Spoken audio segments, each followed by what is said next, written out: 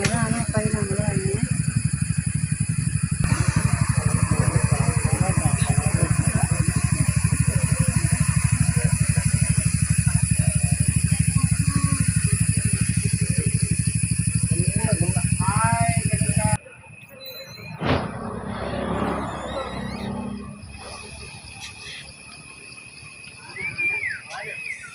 sound చేయకరన్నా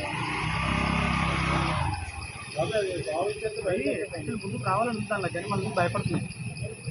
కదా madam వచ్చేటి